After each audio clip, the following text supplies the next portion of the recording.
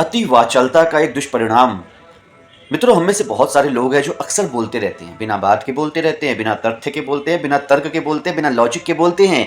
उनके जीवन का केवल एक ही लक्ष्य होता है कि दूसरों को अपने पक्ष में करना, दूसरों पे प्रभाव जमाना या किसी भी प्रकार से अपनी उपस्थिति दर्ज कराना। इसके लिए एक ही कार्य जरूरी है, बोलना। इसलिए वे बहुत बोलते हैं, अत्यधिक बोलते हैं। लेकिन मित्रों, कभी कभी ये ज़्यादा बोलने की आदत हमें जीवन में बहुत नुकसान पहुंचाती है।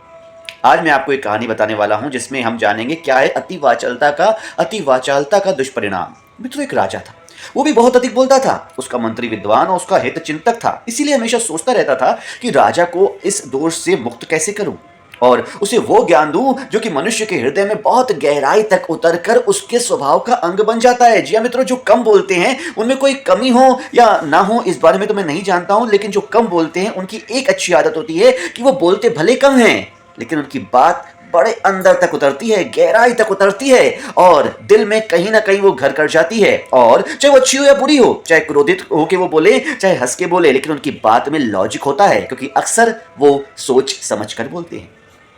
इसलिए मंत्री हमेशा राजा के हित की सोचता था और उचित अवसर की तलाश में था। राजा को अपने इस दोष का आभास हो सके, उसके द्वारा होने वाली हानि को समझकर उसमें से निकल जाए, वो बस यही चाहता था।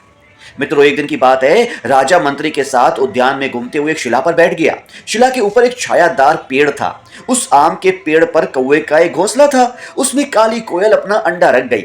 कोयल अपना घोंसला नहीं बनाती है दोस्तों, आपको भी पता ही होगा, और वो कौवे के घोंसले में ही अपना अंडा रख देती है।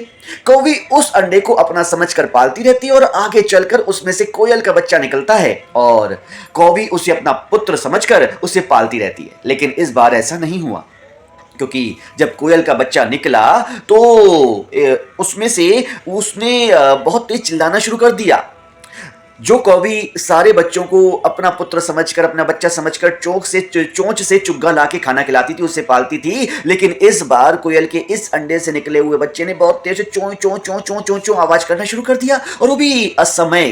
कोयल के बच्चे के असमय इस प्रकार से बोलने पर कोयल की आवाज कौवी को समझ में आ गई और उसने उस बच्चे को यह समझा कि यार ये अभी विचित्र आवाज करता है, बड़ा होने पर क्या करेगा। कौवी ने चोंच चोंच से मार मार के उसकी हत्या कर दी और उसे घोंसले से नीचे गिरा दिया।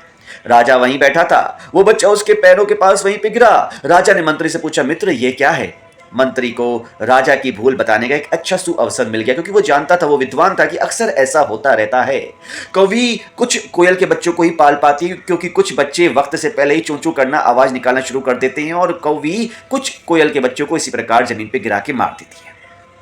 इसी अवसर का फायदा उठाकर मंत्री ने कहा, महाराज, अति वाचाल बहुत बोलने वालों की भी यही गति होती है।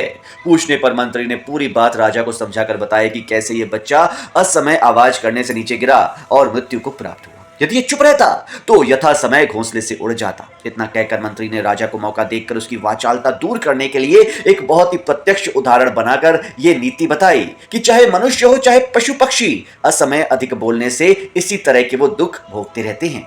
उसने वाणी के अन्य दोष और उसके दुष्परिणाम भी राजा को बताए। दुर्भाषित वाणी हलाहल विष के समान ऐसा ही नाश करती है जैसा तेज किया हुआ शस्त्र भी नहीं कर सकता। इसीलिए बुद्धिमान व्यक्ति को चाहिए कि वाणी की समय असमय रक्षा करे।